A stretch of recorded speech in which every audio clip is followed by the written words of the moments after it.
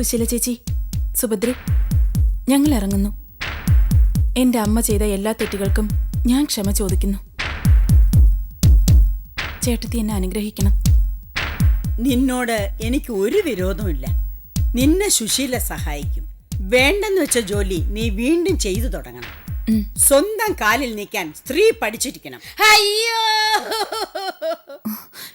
എന്റെ കോയമ്പത്തൂർ അമ്മായി, അല്ല ചേട്ടത്തി, ഞങ്ങൾ ചെയ്ത അപരാധങ്ങൾ പുറത്ത് ഇവിടെ താമസിക്കാൻ ഞങ്ങളെ 4 പേരെ അനുവദിക്കണം. ഗുരുവായൂരപ്പനാണ് സത്യം, ഞാനിനി കമാന്നൊരക്ഷരം മിണ്ടില്ല. പോകാൻ പറഞ്ഞാ പൊയ്ക്കോണം. ആഹാ, അത് ശരി. ആവണിശ്ശേരി രാജമ്മ ഇന്നേ വരെ ആരുടെയും കാല് പിടിച്ചിട്ടില്ല. ഇന്ന് ഞാൻ അതും ചെയ്തു. എന്നിട്ട് നിങ്ങളുടെ മനസ്സ് മാറുന്നില്ല അല്ലേ? ശരി, നമുക്ക് കോടതി വെച്ച് കാണാം. എന്റെ മരുമകൻ സുകുമാരനെ സ്വത്ത് കൊടുക്കാത്ത നിങ്ങളെ പോലീസ് അറസ്റ്റ് ചെയ്ത് കയ്യിന് വിലങ്ങ് വെച്ച് റോട്ടിൽ കൂടി നടത്തിക്കൊണ്ട് പോകുന്നത് എന്റെ 2 കണ്ണുകൾ കൊണ്ട് ഞാൻ കാണും. കേട്ടാടി പട്ടത്തി. എന്താ നീ എന്നെ ചെറുതാക്കാനല്ലേ പട്ടത്തിന്ന് വിളിച്ചത്? എടി രാജമ്മേ, പട്ടരെന്നും പട്ടത്തിയെന്നും വിളിച്ച് ബ്രാഹ്മണരെ പുച്ഛിക്കുന്നവര് മനസ്സിലാക്കാത്ത ഒരു സത്യമുണ്ട്. ഭട്ടർ എന്ന വാക്കാണ് സംസാര ഭാഷയിൽ പട്ടരായി മാറിയത്.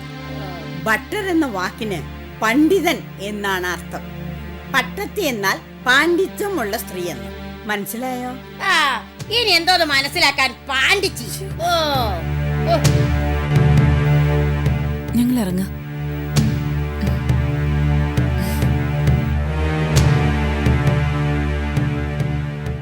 ചേട്ടത്തി, കൊച്ചേട്ടനെയും നളിനിയും ആ നല്ല കുട്ടിയും ഇവിടുന്ന് ഇറക്കി വിടുന്നതിൽ എനിക്ക് വളരെ വിഷമമുണ്ട്. നമുക്കവരെ തിരിച്ചു വിളിക്കണം. പാടില്ല. സുശീലയുടെ ഈ സ്വഭാവമാണ് പ്രശ്നങ്ങൾ ഇത്ര വഷളാക്കിയത്. വളരെ ശരിയാണ് അമ്മായി. എത്ര അനുഭവിച്ചാലും എന്റെ അമ്മയ്ക്ക് മനസ്സിലാവില്ല. നീ എന്തു പറയുന്നു? മിസ്റ്റർ മേനോനെ ഫോൺ ചെയ്ത് ഇന്ദുഗോപനായിട്ട് വരാൻ പറയട്ടെ. മൗനം സമ്മതം അല്ലേ?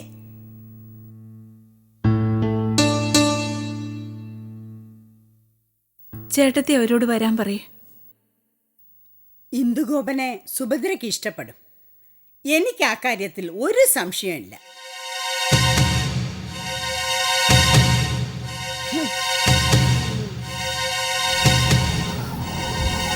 ഓട്ടോ പോസ്റ്റ് ഓഫീസ് ജംഗ്ഷൻ വരെ.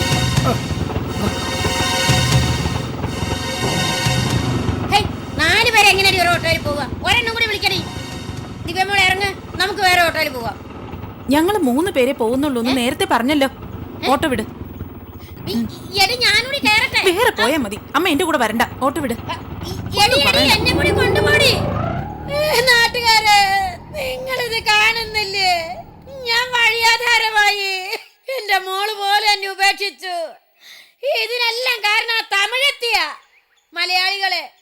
ഒരു തമിഴത്തി വന്ന് മലയാളിയെ എന്നെ സ്വന്തം വീട്ടിൽ നിന്ന് അടിച്ചിറക്കി. മലയാളികളെ സംഘടിക്കൂ.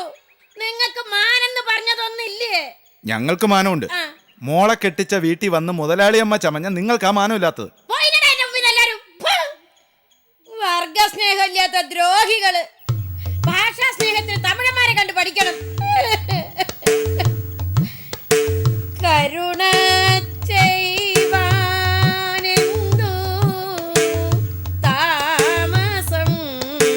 കൃഷ്ണ കഴലിന കൈ തൊഴുന്നേ കരുണ ചെയ്വാൻ.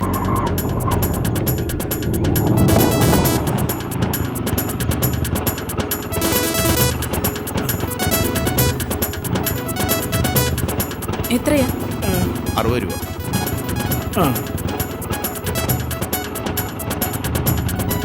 ഞാൻ ആ വീട്ടിൽ പോയി താക്കോലും വാങ്ങിക്കൊണ്ട് വരാം. ഇവിടെ കിടക്കുന്ന കട്ടിലും മേശയും പ്ലാസ്റ്റിക് കസേരയും ഒക്കെ വിൽക്കാൻ അമ്മ എത്ര നിർബന്ധിച്ചതാ. ഞാൻ സമ്മതിച്ചില്ല. അമ്മയുടെ വാക്ക് കേട്ട് അന്ന് ഞാനതെല്ലാം വിറ്റിരുന്നെങ്കിൽ നമുക്ക് തറയിൽ കിടക്കേണ്ടി വന്നേനെ. ഞാനിപ്പോ വരാം. അങ്കിളെ എന്തിനാ അന്ന് സുഭദ്ര ചേച്ചി അടിച്ചത്? അമ്മൂമ്മ പറയുന്നെല്ലാം കേട്ട് അങ്കിൾ എന്തിനാ പെട്ടെന്ന് കയറി മുതലാളിയായത്? സുകുമാരൻ അങ്കിളുടെ സിംപ്ലിസിറ്റിയോടായിരുന്നു എനിക്ക് അഡ്മിറേഷൻ. അതുകൊണ്ടാ അങ്കിളിനെ മാരേജ് ചെയ്യാൻ ഞാൻ അമ്മയെ നിർബന്ധിച്ചത്.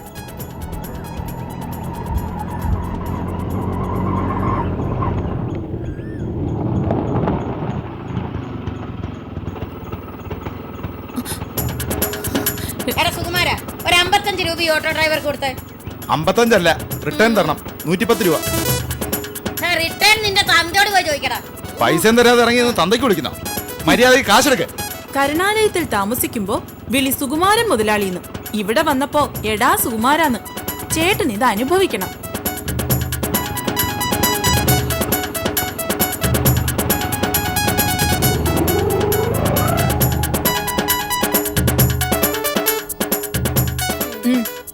നിക്കവിടെ. ഞാൻ അമ്മയോട് പറഞ്ഞില്ലേ ഇവിടെ താമസിക്കാൻ പറ്റില്ലെന്ന്. നീ പൊടിയൊന്ന്. അത് ഞാൻ തീരുമാനിച്ചോളാം ഇവിടെ താമസിക്കണോ വേണ്ടെന്നുള്ളത്. ഓ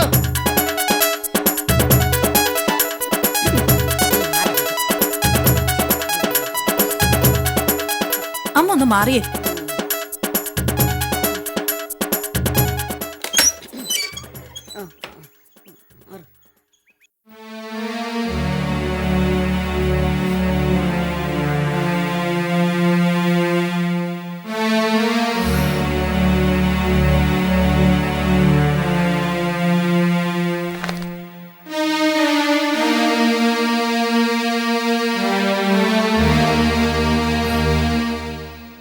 നമ്മൾ കൊട്ടാരത്തിൽ നിന്ന് പിന്നെയും കുടിലേക്ക് വന്നു അല്ലേ അമ്മേ? വെളച്ചില് പറയാതെ എന്റെ മുമ്പിൽ നിന്ന് പോകുന്നുണ്ടോ? മകൾക്ക് പോലും പരിഹാസം. ഞാൻ അമ്മയെ പരിഹസിച്ചൊന്നല്ല, ഒരു സത്യം പറഞ്ഞു. അമ്മയുടെ ടെൻഷൻ ഒന്ന് കുറയട്ടെ എന്ന് കരുതി ഞാനൊരു ചെറിയ തമാശ പറഞ്ഞല്ലേ. എന്റെ ടെൻഷൻ കുറയണമെങ്കിൽ ഈ ശരീരം എരിഞ്ഞ് ചാമ്പലായി തീരണം. മനസമാധാനത്തോടെ ഈശ്വര വിചാരത്തോടെ അടങ്ങി ഒതുങ്ങി കഴിയായിരുന്നു ഞാൻ. താണ നിലത്തെ നീരോടു, അതുപോലെയാണ് സ്നേഹവും. അത് മുകളിലേക്ക് ഒഴുകത്തില്ല. നമ്മളെക്കാൾ ഉയർന്നവരുമായി ബന്ധം സ്ഥാപിക്കാൻ ശ്രമിച്ച ഇങ്ങനെയൊക്കെ സംഭവിക്കും.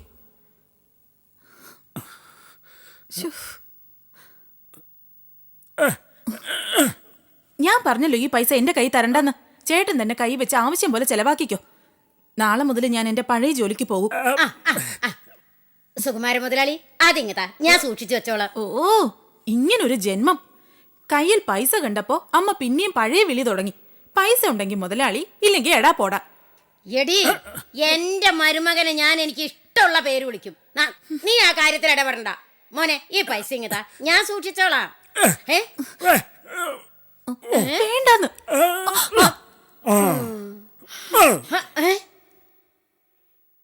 മോളെ ഇങ്ങതാ, അമ്മ സൂക്ഷിച്ചോളാം.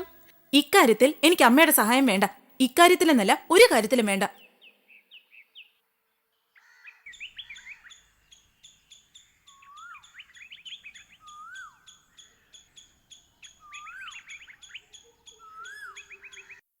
വെറുതെ അല്ല നിനക്ക് ഇങ്ങനെ വന്നത്. എടി, പെണ്ണുങ്ങളായ ഗുരുത്വം വേണം. മാതാ പിതാ ഗുരു ദൈവം എന്നാണ് ചൊല്ല്. അതായത് അച്ഛനും ഗുരുവും ദൈവവും അമ്മ കഴിഞ്ഞിട്ടേ ഉള്ളൂ എന്നർത്ഥം. സ്ത്രീത്വത്തിന്റെയും മാതൃത്വത്തിന്റെയും വിലയറിയാവുന്ന അമ്മമാർക്ക് വേണ്ടിയാ ഈ ചൊല്ല്. അമ്മയുടെ സ്ഥാനത്ത് ചെകുത്താനാണെങ്കിൽ ആ ചൊല്ല് മാറും.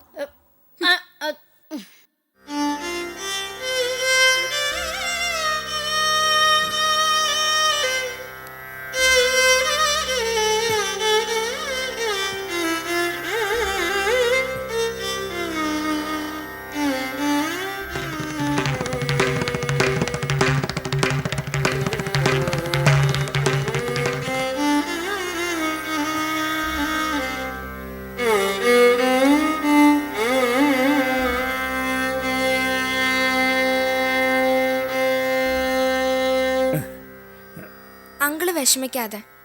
ഇനി അമ്മൂമ്മ പറയുന്നത് അങ്കിൾ അനുസരിക്കാനേ പോവണ്ട.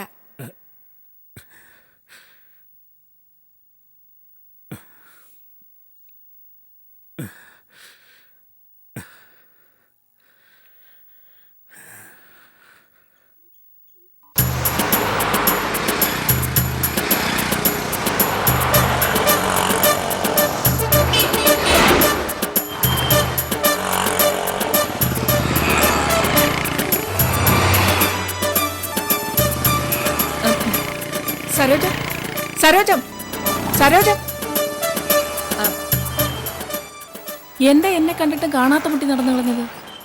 ഞാൻ ശരിക്കും കണ്ടില്ല. ഈ സമയത്ത് ടീച്ചറെ ഞാനിവിടെ പ്രതീക്ഷിച്ചതുമില്ല. ടീച്ചർ, പെട്ടെന്ന് വിളിയിലൊരു മാറ്റം വന്നല്ലോ. മുമ്പൊക്കെ സരോജ എന്നെ ചേച്ചി എന്നല്ലേ വിളിച്ചിരുന്നത്. ബന്ധം കൊണ്ടും സരോജ എൻ്റെ അനിയത്തിയായി വരും. ലളിതയുടെ മകളാണല്ലോ എൻ്റെ മകൻ്റെ ഭാര്യ. അത് പഴയ കഥയല്ലേ. കാലം മാറി, കഥയും മാറി, ബന്ധങ്ങളുടെ സ്വഭാവം മാറി. ഇപ്പൊ എന്റെ മരുമകളല്ലേ സുനിലിന്റെ ഭാര്യ? അല്ല, ഇപ്പോഴും എൻ്റെ മരുമകൾ കോമളം തന്നെയാണ്. പറഞ്ഞു പോയതിലും ചെയ്തു പോയതിലും പശ്ചാത്തപിച്ച് കോമള അവളുടെ ഭർത്താവിൻ്റെ അടുത്തേക്ക് മടങ്ങി വരികയും ചെയ്തു. ഗർഭിണിയായ പ്രഭയെ പ്രസാദ് തള്ളി പറഞ്ഞു. സ്വന്തം അച്ഛൻ പോലും മകളെ വഞ്ചിക്കുകയാണെന്നറിഞ്ഞപ്പോൾ അവൾ വീട്ടിൽ നിന്നിറങ്ങി. മനുഷ്യത്വത്തിന്റെ പേരിൽ സുനിൽ അവളെ ഹോസ്റ്റലിലാക്കി. അവിടെ നിന്നും അവളെ പുറത്താക്കിയപ്പോൾ ഞാൻ അവളെ എൻ്റെ വീട്ടിൽ നിർത്തി. അതുകൊണ്ട് പ്രഭയുടെ കുട്ടി സുനിലിൻ്റെതാണെന്ന് സരോജവും പ്രസാദും വിശ്വസിച്ചാൽ എന്നെപ്പോലുള്ളവർക്ക് ചിരിക്കാനേ പറ്റൂ. നിങ്ങൾ നിങ്ങളുടെ താല്പര്യം അനുസരിച്ച് ചിരിക്കോ കരയോ ചെയ്യൂ. എന്നെ റോഡിൽ പിടിച്ചു നിർത്തി പഠിപ്പിക്കാതിരുന്നാ മതി. ടീച്ചർ എന്നൽപ്പം ബഹുമാനം കലർത്തി നിങ്ങളെ വിളിച്ചതുകൊണ്ട് എന്നെ സ്റ്റുഡന്റ് ആക്കി കളയരുത്.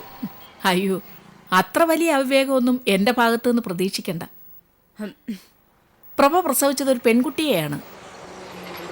സരോജത്തിന് ആദ്യമായി ദൈവം തന്ന കൊച്ചുമകൾ വഴിപിഴച്ച സന്തതിയാണെന്ന് സരോജൻ തന്നെ പറഞ്ഞു കിടക്കരുതെന്നൊരു അപേക്ഷയുണ്ട്.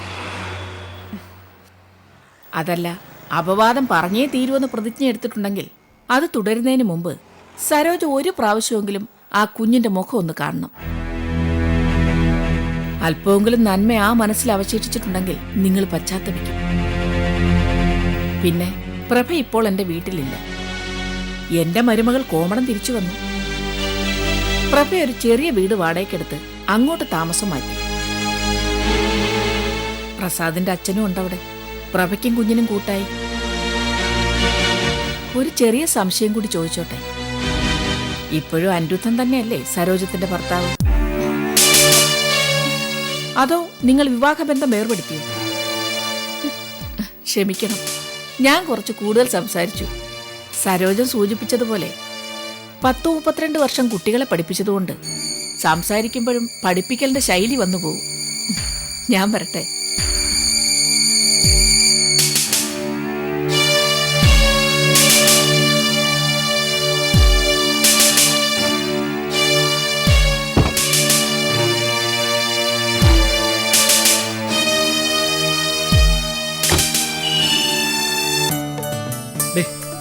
ആ സാമ്പാർ ഇങ്ങോട്ട് നീക്കി വെക്കാൻ. അവിയലല്ല അടി, ആ സാമ്പാർ ഇങ്ങോട്ട് നീക്കി വെക്കാൻ. അമ്മ ഇത്ര നേരത്തെ എത്തുന്നു വിചാരിച്ചില്ല. സാധാരണ അമ്മ ഗുരുവായൂർ പോയാൽ 2-3 ദിവസം തങ്ങാറില്ലേ? ഇന്നലെ രാത്രി 1 മണിക്ക് തന്നെ ഞാൻ നിർമ്മാല്യം തൊഴാൻ ക്യൂവിൽ നിന്നു. കൃത്യം 3:30 തന്നെ ക്ഷേത്രത്തിനകത്ത് കയറി. ഭാഗ്യം കൊണ്ട് വലിയ തിരക്കൊന്നുമില്ലായിരുന്നു. 4 മണിക്ക് തന്നെ തൊഴുതു മടങ്ങി. ആദ്യം കണ്ട ഫാസ്റ്റ് പാസഞ്ചറിൽ കയറി. എന്താ കോമളം എന്നെ പ്രതീക്ഷിക്കാത്തോണ്ട് ചോറ് കുറച്ചേ വെച്ചോളൂ? ചോറ് ഇഷ്ടം പോലെ ഉണ്ടമ്മേ. അമ്മ കൈയഴുകി വന്നാട്ടെ, നമുക്ക് ഒരുമിച്ചിരിക്കാം. സാമ്പാറും അവിയലും ഉണ്ട്. അമ്മേ, സാമ്പാർ എന്റെ വക, അവിയല് കോമളത്തിന്റെ. കഴിച്ചു നോക്കിയിട്ട് അമ്മ പറയണം ആരുടെ കുക്കിംഗ് ഞാൻ മെച്ചമെന്ന്. സാമ്പാർ പൊടി ഉണ്ടെങ്കിൽ സാമ്പാർ വയ്ക്കാൻ എന്താ പ്രയാസം? അതുപോലെയാണ് അവിയലിന്റെ കാര്യം. ചേരേണ്ട സാധനങ്ങൾ കൃത്യമായി ചേരണം, അല്ലേ അമ്മേ? അത് ശരിയാ. അവിയല് പൊടി മാർക്കറ്റിൽ കിട്ടാനില്ലല്ലോ. നിങ്ങൾ ഇരിക്കെ, ഞാൻ വിളമ്പിത്തരാം. അമ്മ ഉണ്ടെന്നില്ലേ? എനിക്കിപ്പോ വേണ്ട. രാവിലെ ഒന്നും കഴിക്കാതല്ലേ ബസ്സിൽ കയറിയത്. അതുകൊണ്ട് ബസ് ഇറങ്ങിയപ്പോ തന്നെ അടുത്ത് കണ്ട വെജിറ്റേറിയൻ റെസ്റ്റോറന്റിൽ കയറി ഒരു മസാല ദോശ കഴിച്ചു. അതുകൊണ്ട് ഒട്ടും വിശക്കുന്നില്ല. അമ്മ എന്റെ സാമ്പാർ കഴിച്ചു നോക്ക. സാമ്പാറിന്റെ അവിയലിന്റെയും രുചിത ഇപ്പൊ നോക്കാം. അവിയല് എങ്ങനെയുണ്ട്? രണ്ടും നല്ലത്. അങ്ങനെ പറഞ്ഞാ പോരാ, രണ്ടിനും അമ്മ മാർക്ക് ഇടണം. 75%. രണ്ടിനും ഒരേ മാർക്കോ? ദേ, അമ്മ ഇപ്പോഴും കോംപ്രമൈസിന്റെ ലോകത്താ. 1% കൂടുതൽ ഏതിന് കിട്ടും?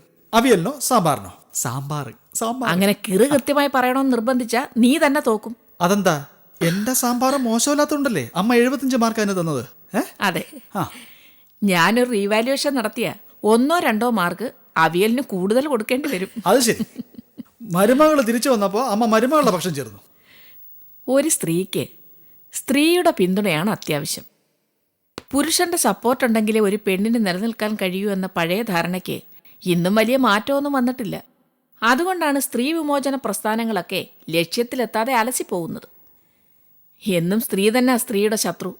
ദേ അവിയൽ വേണ്ട. ദാ. ആ അമ്മ ഒരു കാര്യം അറിഞ്ഞില്ലല്ലോ. കോമളത്തിന്റെ കോയമ്പത്തൂരുള്ള അമ്മായി കരുണാലയത്തിൽ വന്നിട്ടുണ്ട്. ആ സാമ്പാർ ഇങ്ങോട്ട് ഒഴിക്കേ. വളരെ കാലത്തിന് ശേഷമല്ലേ അവർ നാട്ടിൽ വരുന്നത്. നിങ്ങൾ പോയി കാണുന്നില്ലേ? ഞങ്ങൾ എങ്ങനെ വല്യമ്മയുടെ മുഖത്ത് നോക്കും? അമ്മ എവിടെയെന്ന് ചോദിച്ചാ ഞാൻ എന്തുത്തരം പറയും?